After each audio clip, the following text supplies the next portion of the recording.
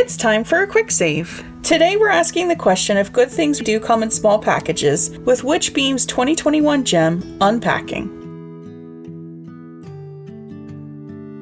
This wholesome, relaxing puzzler follows a character through multiple moves across several years, with us each time unpacking her boxes, organizing her living spaces, and gleaning information about her through masterful environmental storytelling and ludonarrative cohesion. We start at each location with a room or rooms full of boxes which we can unpack and put away. Once all boxes are unpacked, any items that are not in their proper spot will be highlighted. Once each item is where it belongs, a star will appear, signaling the move is complete and our character can begin the next chapter of their life. Narratively, there are very few words in this game, aside from those that appear on the album pages after you complete each area, and in any songs with vocal components. As I mentioned before, most of the narrative comes in the gameplay, the setting, and the items you unpack. For example, it's interesting seeing items that remain with the character throughout the entire game, as well as those they gain or lose. A collection that starts with a double-decker bus expands to include other items such as the Eiffel Tower and the Leaning Tower of Pisa, likely indicating places the character has traveled to or would like to travel to. A room full of toys and crayons gives way to more clothes and professional grade markers. Where the game allows us to place our items is also telling. As the character goes from living in solo spaces to sharing with roommates and partners, how we unpack will change as well. It mirrors not only the experience of living with others, but also how dynamics between people can change how shared space functions. I'll discuss in the spoilers section a moment that really stuck out to me in this regard. The art is lovely and a large part of the game's success. It's lively, colorful, and detailed pixel art, with each item very lovingly crafted. Even at a distance, I could usually tell what items were meant to be. It was even neat to see items that, while being trademark safe, were clearly meant to be something with a real-world equivalent, like a Jaws Blu-ray or a set of GameCube games in their GameCube. As a player with a visual impairment, there were a few times where I wasn't sure what some items were in the house or where they should go. But I also think that could be my unfamiliarity with the item, not necessarily the way that it was depicted. The only thing I would have liked with the items is if there were either an option to highlight and make it bigger without having to zoom the whole screen, or to highlight it and get a label to appear. But those are very minute nitpicks, and this did not negatively impact my experience. Speaking of accessibility, this game has been celebrated for it, and for good reason. In addition to the accessibility options, the ease of gameplay and lack of text make it possible for players from different ages and backgrounds to be able to pick up and play very quickly. The soundtrack is charming and easy to listen to while sinking into the flow of unpacking boxes, but keen-eared listeners will also notice melodies from earlier in the game being reused or changed at fitting moments later on. And the vocal end credits theme really is lovely and a nice surprise when all is said and done. I also didn't realize until I purchased the game soundtrack that there were tracks I had never heard before. That's because I had no idea you could turn the radio on and listen to music throughout the game. For Switch players like me, this is done by pressing the B button over the object. I believe it is B on Xbox as well, and circle on PlayStation.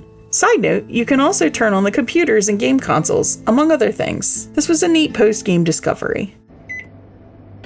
The sound design overall also deserves special mention, as unique sounds were recorded for individual objects, giving another clue to their identity beyond the visual. It is very clear a lot of love went into this game.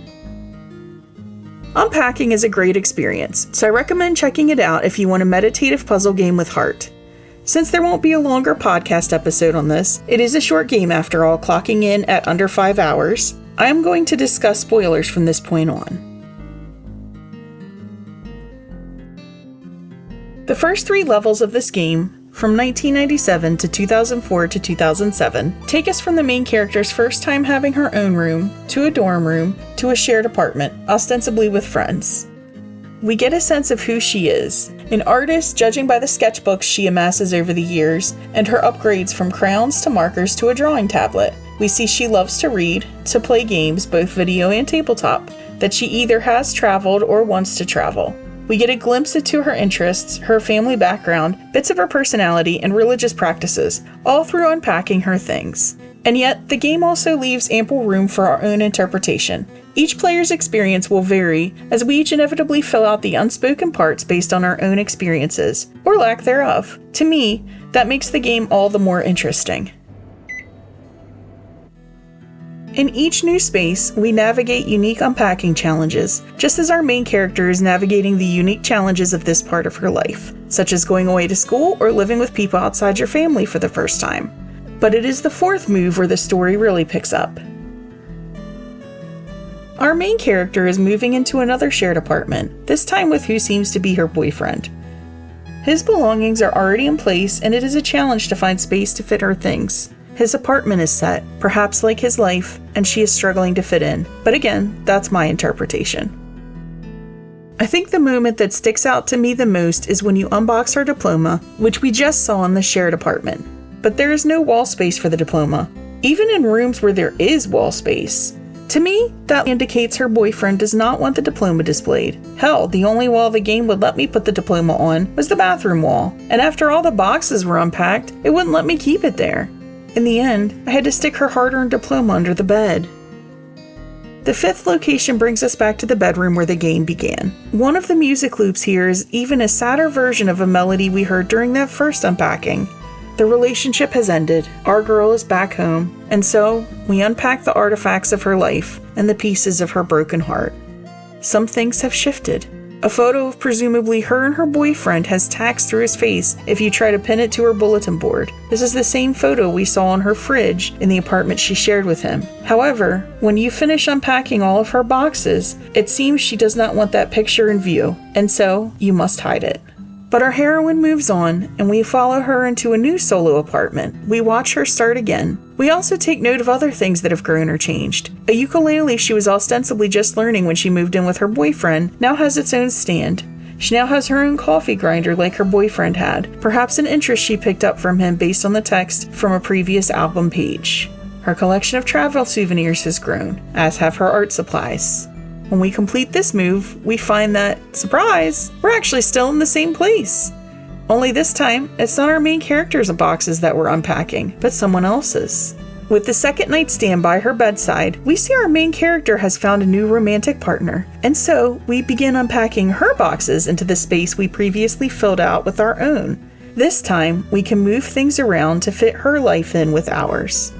This whole segment was so heartwarming and such an interesting juxtaposition with the shared apartment or moving in with her boyfriend. But it's the final unpacking that is the most impactful. Our girls are moving into a 2-story house. This time, we're unpacking for 2, or should I say, for 3. That's right, upstairs is a nursery, and the album text informs us that their baby is on the way. As we unpack all the boxes, we see that even though they both have their uniquely colored boxes again, their items have been mixed in together, the way your hearts and lives become entangled when you become coupled with someone else. This final unpacking journey feels simultaneously like a nostalgic look back at the life journey we've been on with this character, and a hopeful look into the future. In addition to the baby, we see that she's upgraded her art supplies and even published a children's book. From unpacking the sketchbooks she has filled up over the years to now making shelf space for the copies of her book, it really lays out how far she's come. And as we click that star on that final move-in and close our album one last time, we pan over to see our main character, her partner, and their baby, enjoying a quiet sunset in their backyard as she plays the ukulele. This wasn't my first time playing Unpacking, so I was surprised when, even knowing how it ended, that happy little moment still made me tear up. After watching all the life changes and challenges she went through, it was touching to see her get a happy ending. I think it really encapsulates everything I love about this game. The gameplay, art, and sound design are all delightful and cozy, but what elevated this game from a relaxing puzzler to something special really was the story, the character development, the world building, and just how nicely it was all handled. I really felt attached to this character who never spoke a word, and about whose life I was making inferences rather than being given answers. But I think that works so well with Unpacking. We all have our own experiences with moving, with moves that happen for good and bad reasons. While this game mostly remains lighthearted, it still manages to be poignant and thoughtful. As a narrative designer, it's a fascinating play and a reminder of the value of environmental storytelling.